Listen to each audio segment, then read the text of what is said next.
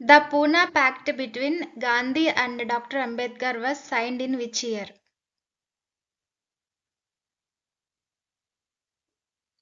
Correct answer C. 1932లో జరిగింది. On which date was Mahatma Gandhi assassinated? Correct answer A.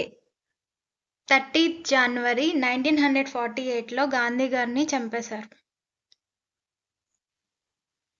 When was the Quit India movement launched? Quit India movement అనేది ఎప్పుడు launch చేశారు?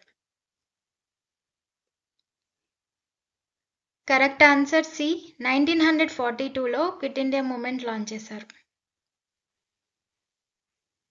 In which year did Gandhi start the Dandi march or salt satyagraha? Dandi march అనేది గాంధీ గారు ఏ సంవత్సరంలో start చేశారు? Correct answer B.